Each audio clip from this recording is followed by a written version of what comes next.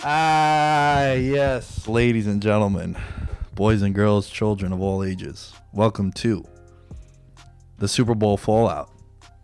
VM style, your boy Lamb here, Alan here, little new setup if you guys are tuning in on the YouTube channel, youtube.com/veterans minimum. Alan has the super horny mic because he has the cover over there looking very, very professional. Alan, what it do? Man, very good Super Bowl. Yeah, you think so? I know at first there wasn't a lot of explosive plays, but you knew Tyreek Hill was going to pop up at some point. 3rd and 15, nevertheless. Yeah, we're going to get to all that for sure. Alan also has sort of pulled a Conor McGregor post weigh-ins. You know, you see Alan one week and he looks completely different, and then he does the buzz cut. What's up with that? Are you turning heel on us? No, just the winter. My ears get very fragile, so I like wearing beanies in the winter, and I don't want to worry about having long hair. So I know it sounds like a super diva thing. I'm not diva. It's just my ears get very fragile, and I just hate the cold. So I do this every winter, although it was a little late this year, but it'll grow back by April. Yeah, you'll be all right. Right around when March Madness kicks in, you'll probably have a little flow going. There we go. All right, dude, we have a lot to get to. I have some takes. I have a lot of takes. I don't know if I feel the same way you do about the Super Bowl. I don't think it was. I'd give it a B+. I think the ending was good. And I think sometimes we get distracted by that. And what I mean by that is, you know, I hate to do this. I'm not being a dick, but the Super Bowl you guys played in, I thought it was very lackluster until the fourth quarter. It was a blowout. I know a lot of people would disagree with that. Yeah? Well, I'm talking from a Falcon standpoint. But I just think like it wasn't of course, yeah. I just think it was one-sided, was what I was saying, for three quarters. But you judge sometimes off like how big a moment is. Like you look at the Rob Alford pick six, the Hooper touchdown, Tevin Coleman like there are still some big moments. And in this game we saw some big things as well. Like I really loved watching Deebo Samuel. Who would have thought Deebo Samuel would have been the main leader in rushing yards for the Niners? I love the way Shan was using him. So at least I know sometimes games are one side, but if there are enough big moments, like I mentioned with the Seattle-Denver Super Bowl, like I love that Super Bowl just because there were so many crazy moments, and even though it was a blowout, still I give praise to Seattle for being so dominant. So I don't really mind games if they're one side, if the team that's doing it is producing like explosive plays and they're just, you know, they look overall impressive. All right, let me get to this rundown. Did the San Francisco 49ers lose this game, or did the Chiefs win this game? And give me a percentage, and you're not allowed to say 50-50. Oh, 49ers lost it. What would be your percentage split? 70-30. Okay, I was going to say 65-35, but I'm being super extra. But I agree with you. So why? Why do you feel that way?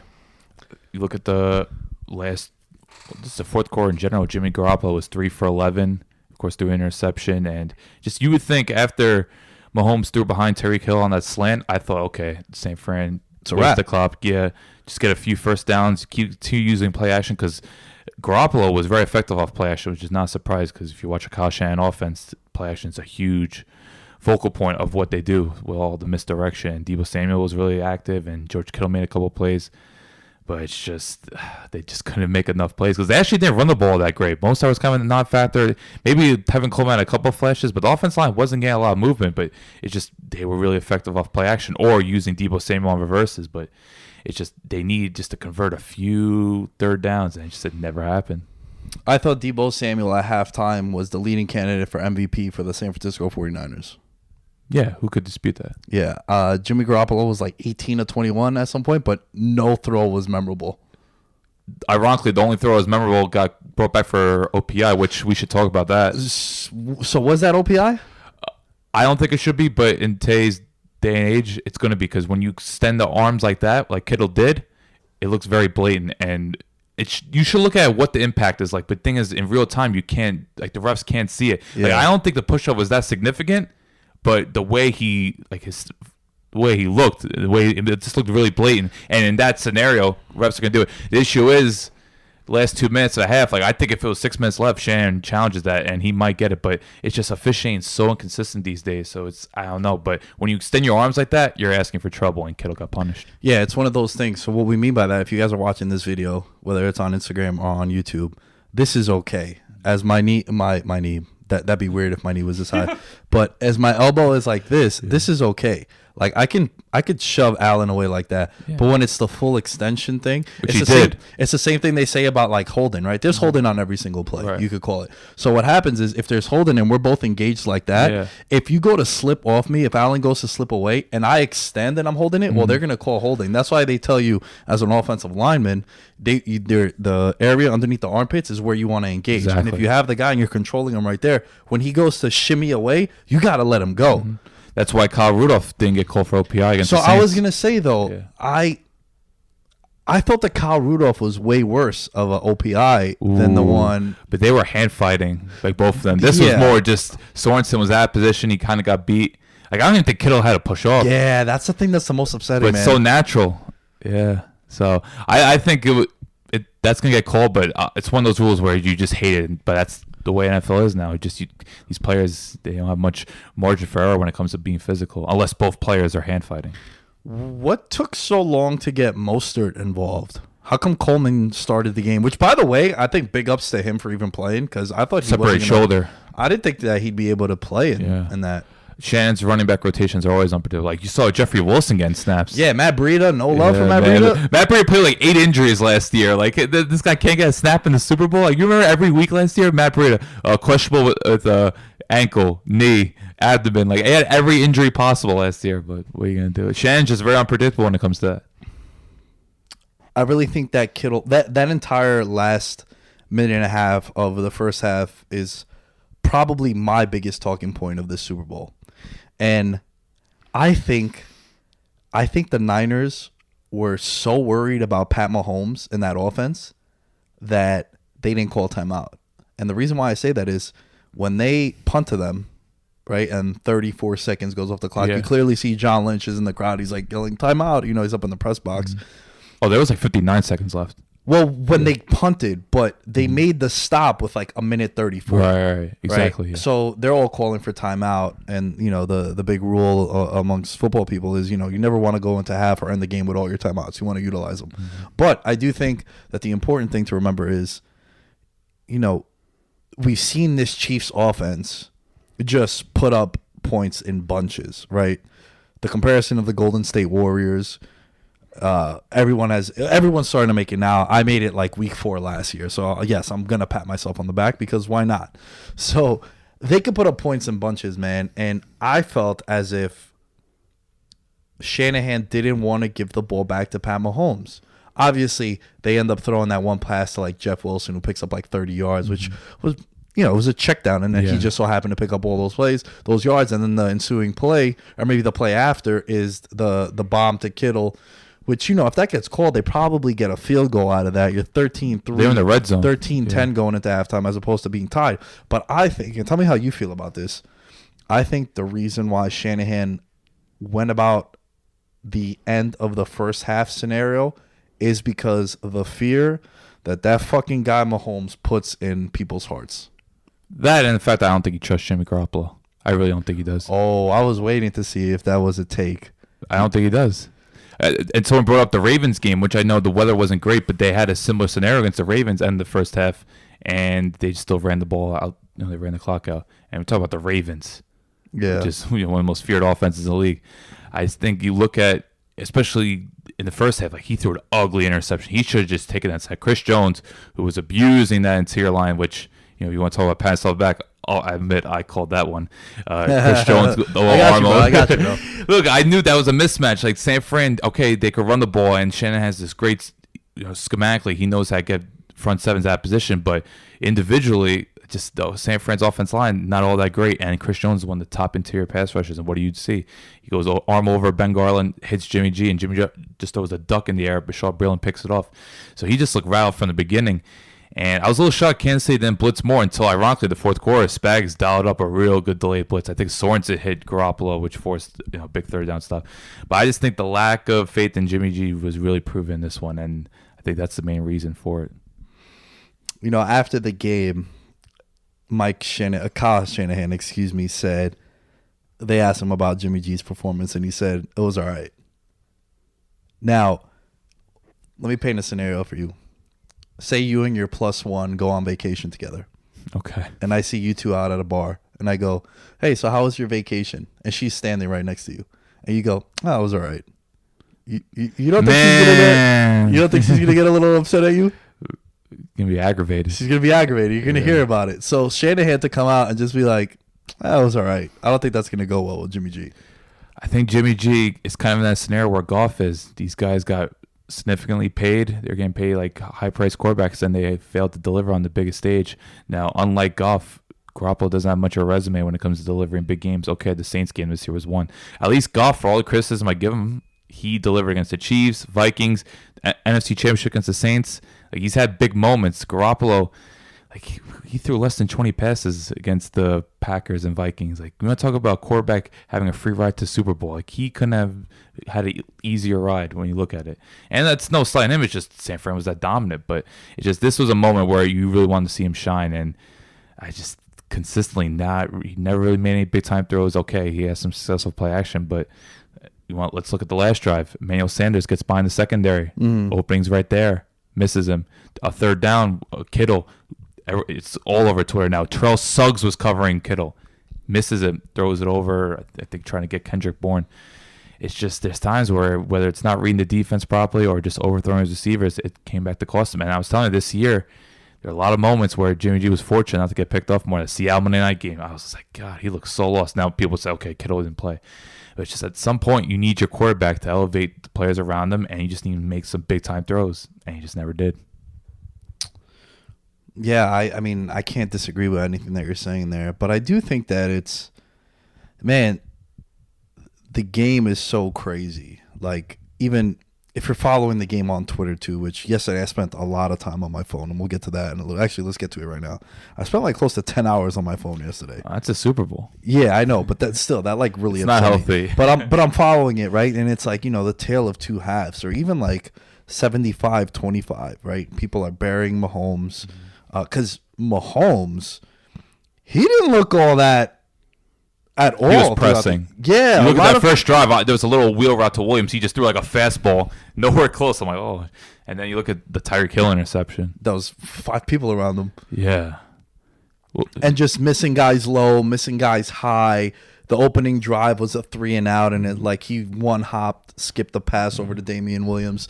And I think Mahomes looked really rattled, and people were starting to say, oh, is he a guy that at the moment might be too big for him and whatnot? And then the Niners are controlling the pace and everything. And, you know, great play calling, too, I think, for the Chiefs. Like, I think Bieniemy should get a lot of credit. I know that video is going around. It was like 1948, the Rose Bowl. Yeah. Michigan did something. But I just think understanding, like, all right, yo, Mahomes doesn't have it right now. He's just missing his guys. Like, he still might have the jitters and whatnot. You know, a lot of people say about the Super Bowl, it's something that unless you've gotten there, one advantage that the Patriots have had all these years is that they've been to so many Super Bowls that they know that, you know, you're going to warm up at 5 o'clock, but then there's going to be like a 45-minute period where you're going to have to go back, and they're going to do the 100 greatest players of all time ceremony. And then there's going to be the Yolanda Adams, right? I think that was, she does God Bless America, and then it's Demi like Lovato. Demi Lovato, and then there's a coin toss ceremony. It's like, all right, you're going to need to get riled up again for another 45 minutes. So that's an advantage that the Patriots have had over the years in Super Bowls. But I think with Mahomes, you just see that it was a guy who was just shaky, rusty in the beginning. But again, man, it's like the Golden State Warriors. They hit that 1-3 from like 35 feet, and then they go on that like 9-0 run. And then you look at what happened with Mahomes. I think that play to Tyreek Hill was the biggest play of the game. Yeah, 3rd and 15, put Hill in the slot, huge coverage bust by San Fran. And he got hit. I think Bosa was the one, which Bosa, he was just getting pressured. The second half, because I was wondering the first half, I'm like, San Fran really isn't getting a lot of pressure. But then you saw Buckner and Bosa. Those two are really getting after it. And Bosa, he had the clean strip, and Bosa could have had like 3 sacks, but I thought Mahomes did a really good job of maneuvering the pocket, having a good feel of when the pressure was coming, when he knew when to scramble, he knew when to get out. That's something that I think Garoppolo kind of struggled with, you know, not just the interception, but at times with Garoppolo either, you know, didn't escape the pocket or he was just not getting it out quickly. There's a difference between both quarterbacks when it comes to just reading defenses and knowing where your second or third option is, and So you saw was especially getting Sammy Watkins involved. I had a feeling Sammy Watkins was going to shine a little bit, and to see Sammy Watkins make a couple plays, including just roasting Sherman, just beautiful release at the line of scrimmage and getting him. Sammy Watkins, he might be taking the year off, but man, he went out with a bang if he did. Bro, he took the year off this year too. He had 3 good games in 19. Hey, won a Super Bowl.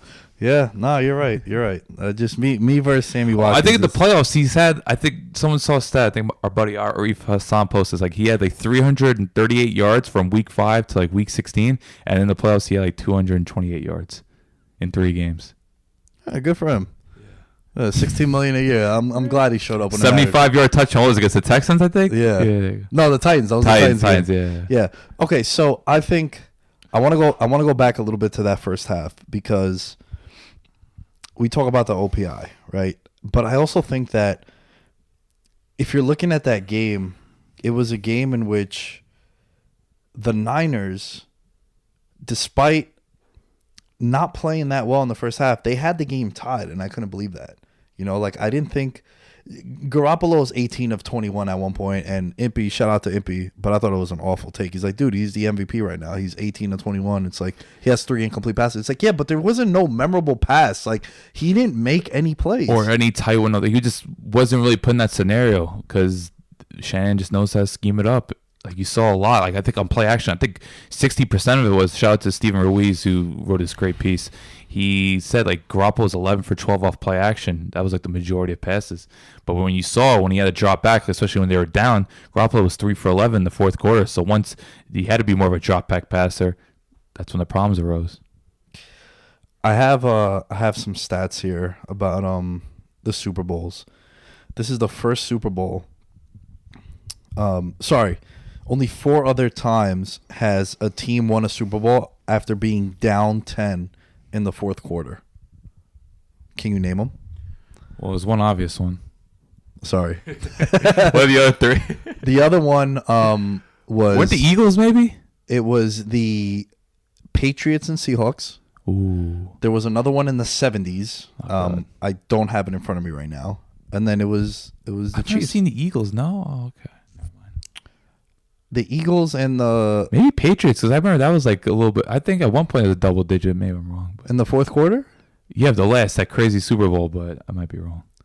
So the Chiefs do something that's only been done, 4 other times in the history of football. What about like they're up 10 in the fourth quarter, and we talked about the Tyreek Hill interception, which I get the ball is behind them, but dude, you got to catch that. Yeah, I could see it, but I thought it just at that moment you expected him in rhythm, so I Yeah. put way more on Mahomes than Tyreek Hill. So was the 3rd and 15 play on that drive? Oh man, so we gotta look at the box score. What's Right. the play-by-play? Right. That's, No. I don't think so I don't- actually, I because don't I think they think- score in the red zone when they score with Kelsey. Yeah. Right. Okay, so you get the ball back and there's 10 minutes left and you're the Niners and you're up 10. I was looking at the live betting for the Chiefs, and it was like they were plus 320 to win that game. After that interception, right? They come back from commercial breaks.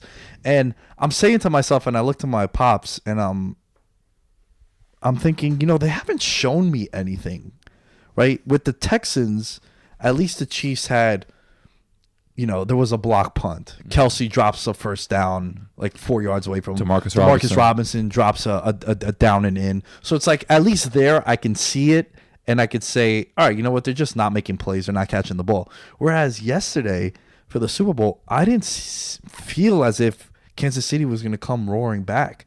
And everyone's putting a lot of blame on Kyle Shanahan where, dude, first of all, he wasn't the head coach in the Falcons Super Bowl. But the last 2 fourth quarters, did you see this number? The last 2 fourth quarters in Super Bowls, You kind of scored what? 46-0. Yeah, that's That's- you can't And I if you're don't know an what the offensive- explanation. And if you're an offensive genius, which he is, Yeah. dude, what do you make of that, man? What is it? If you want, I'm trying. I don't want to try to remember the Atlanta Super Bowl, but it's just, I think this is some unfortunate matters. Like you look at with Garoppolo, that 3rd and 5, Kittle was wide open. They ran like a bunch formation. He was open. Terrell Suggs was literally dropped into coverage. Kittle was running right past him. Garoppolo misses him, overthrows Kendrick Bourne on a corner, and then look at the Sanders play. Sanders got behind the secondary. That's a throw you have to make. You hit that, it's either a touchdown or they're down to 5. So those are 2 big moments right there. Then he took a sack on 4th down. It's 4th down. You gotta figure out a better way to just to somewhat make a play. He looked rattled. I just think sometimes you gotta look at personnel. Maybe you could have made some adjustments here or there, but I think Garoppolo, he's very limited as a downfield passer, and you could tell he was rattled throughout that game. So I don't know what to make of that. I want to get on like a 20-minute diatribe about the Falcons Super Bowl, but if you want to look at yesterday, I really think a lot of it should go on Jimmy Garoppolo rather than Kyle Shanahan. The only thing I'll be very critical of Kyle Shanahan of is in the first half. To me, you just have to take that chance, regardless of how you feel about your quarterback. You have 3 timeouts. You got to push, especially if you go up against an opponent like this. I know your defense is arguably the best in the league, but you have to push. Especially, they have playmakers like Sanders, Samuel, Kittle. These are guys a lot of teams would like to have.